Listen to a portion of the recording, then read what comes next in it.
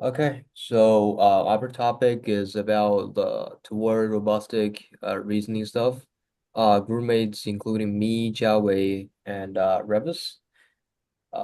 So we can start for the executive summary right now. Cool.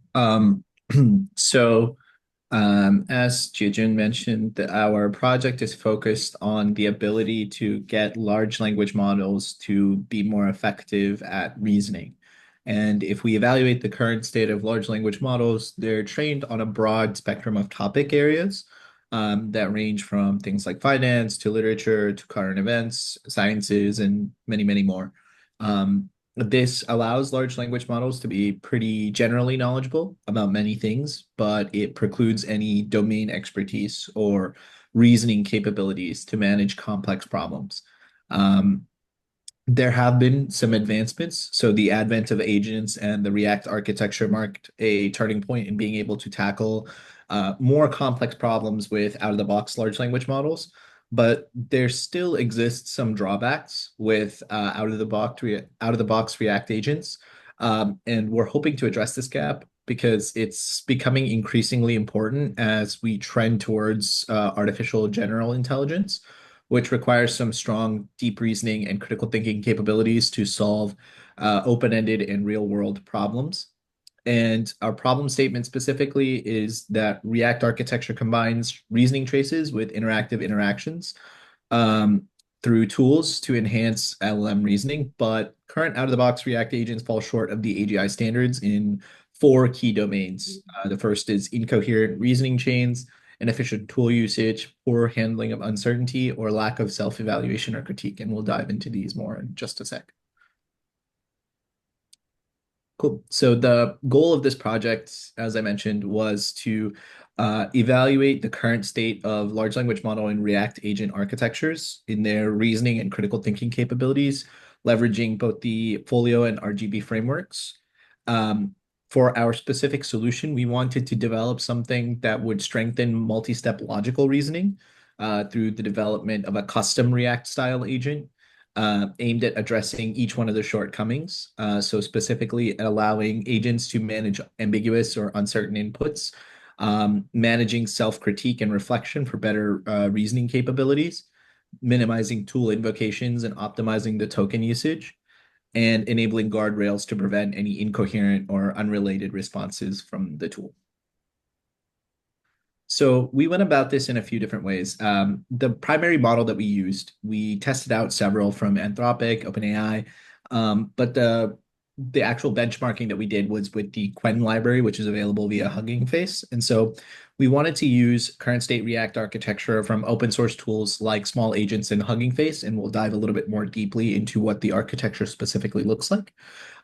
For our custom capability, the one that our team has put together, we added a critique slash reflection layer where the agent is going to review and challenge its own reasoning and try to remove any unnecessary tool invocations or planning steps that may not be needed after a couple of iterations. And similarly, we wanted to implement a chain of critique reasoning at the prompt layer. And finally, evaluate our new solution across some benchmark reasoning tasks. So in this case, Folio and RGB, but we've set ourselves up to be able to handle benchmarks like Hotbot QA, Truthful QA, and Big Bench. Awesome. So a little bit of background on React and what it is. React actually stands for reasoning and acting, and it's actually a pretty unique approach that allows large language models to actually integrate pseudo reasoning into a cohesive process that allows for action to determine next steps. Um, React agents essentially break down complex tasks into smaller steps um, and analyze each part before taking any action, unlike traditional LLMs, which actually separate any like action from decision making and are instead focused on um, text generation or text classification or something a little bit more one-dimensional.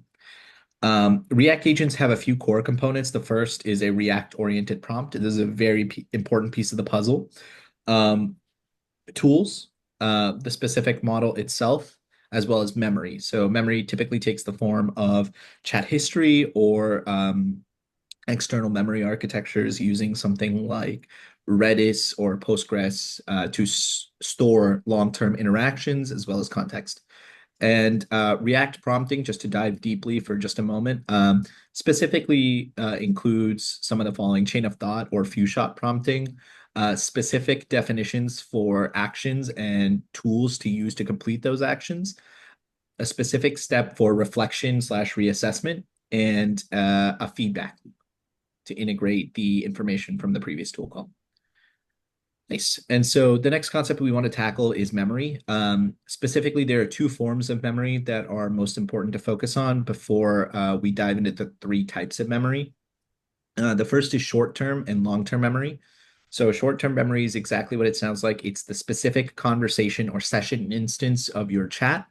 Long-term memory is a new advent that allows large language models and agents to extract meaningful details from chats, store them, and use them to enhance future interactions in separate chats or separate sessions altogether. And memory typically gets bucketed into three core types. Procedural, which is actually like talking about system behavior as it kind of performs a specific set of functions. Episodic, which recalls past experiences, and semantic, which is more about facts and knowledge that it's gained over the past few interactions. And these typically come in the form, again, of chat histories or something a little bit more robust like prompts or external data storages. Cool.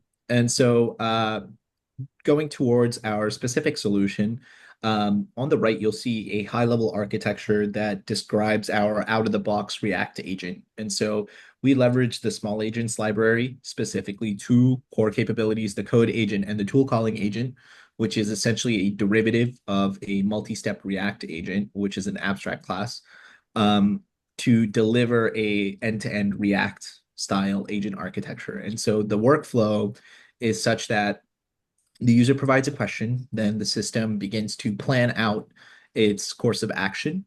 Then it proceeds to take said actions in the form of tool invocations, typically, or planning stages.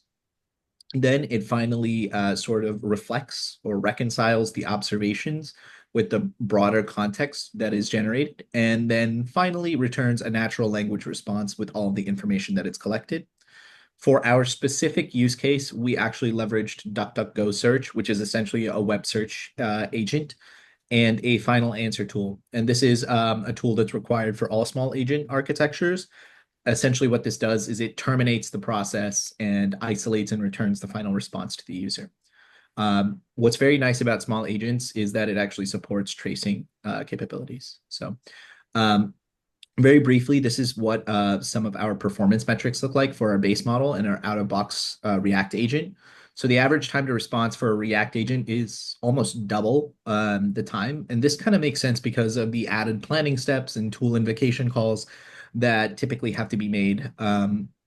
Now, this can range depending on the complexity of the specific query provided by the user, and in some cases, how well the system actually understands the concept underneath the sort of question. We'll get into that in just a moment. On the right is an example of the tool execution efficiency of the React agent. So in this case, we provided a logic puzzle, which we'll go into in just a moment.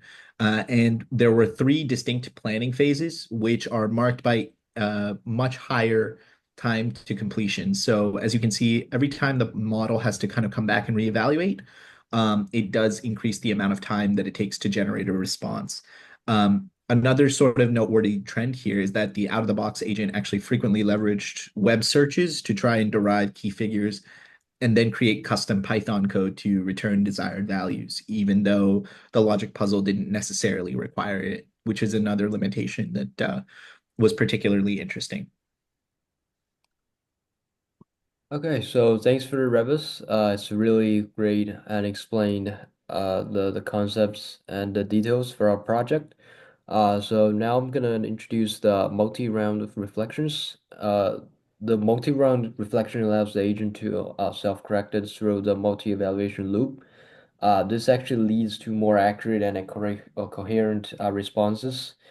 So one of the keys advantages for the multi-round reflection is improve their answer accuracy, better understanding, and better resilient decision makings. Also for multi-round reflection, the single shot reflection is like a fraggle is kind of a drawback for the it's kind of why we choose the multi-round reflection. The one of the self-reflection may miss deeper logic flaws. And another thing is the complexity reasoning. It needs iterations. The task with a multi-step logic, ambiguous structures, or indirect clues may benefit from the iterative self-checkings. And the third one, we actually wanted to toward the AGI.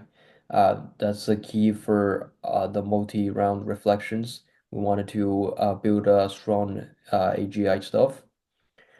For a demo, we actually wanted to show the field test cases in here. We just prepared like two questions. Um, for this model, we can see this large language model actually made incredible strides in natural language understandings, and it also stumbled in multi-step reasoning task or lose track or long diagnosis.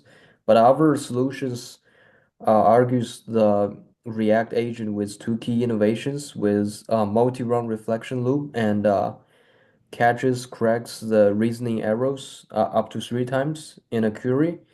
And conversation buffer memories, it carries the entire chat history into the reflection stages, while you can see the reasoning steps when you click here.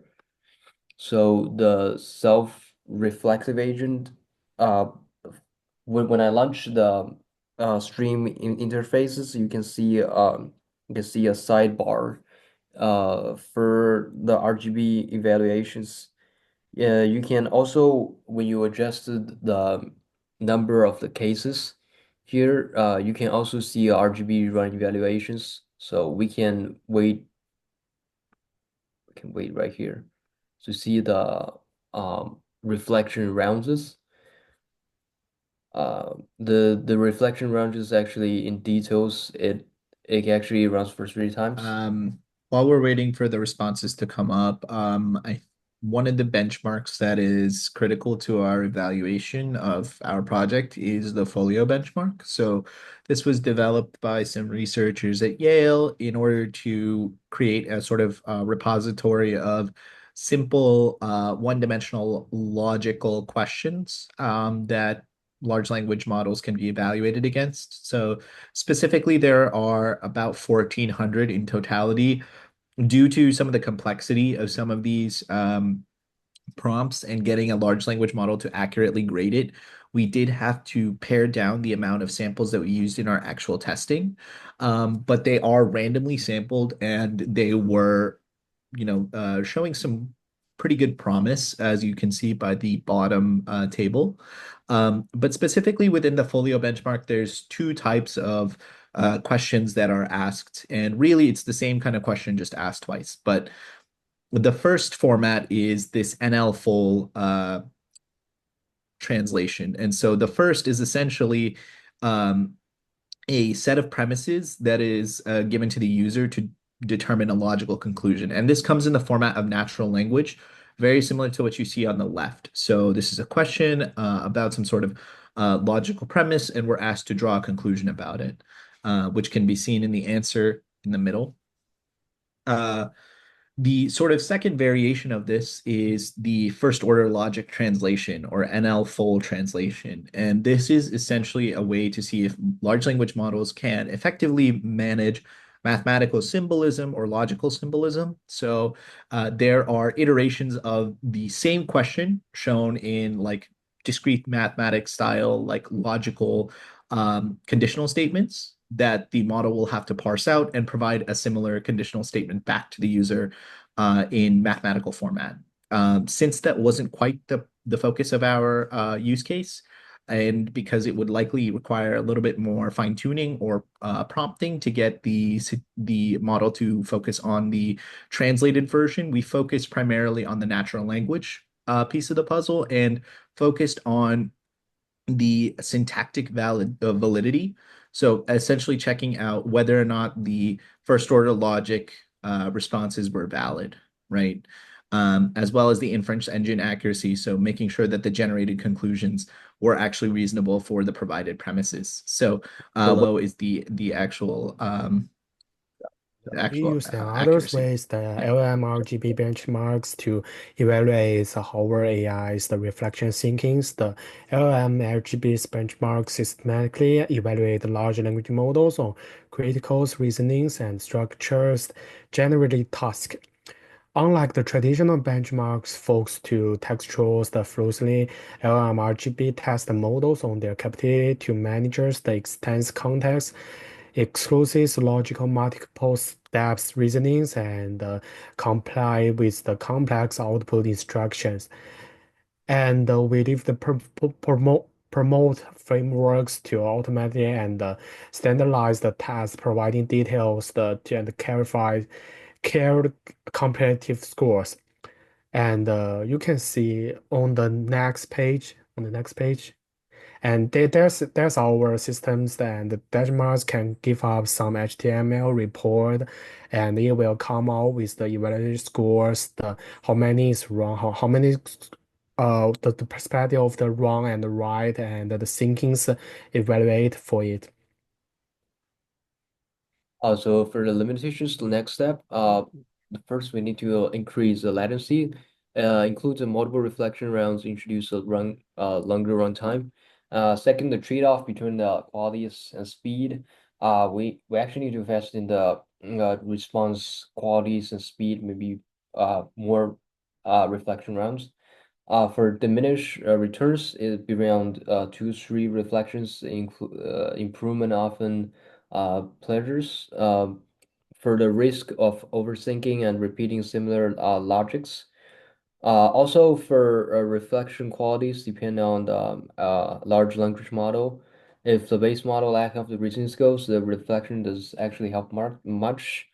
Finally the evaluation actually against the reasoning models. So basically those are the few limitation and next step we gonna looking forward.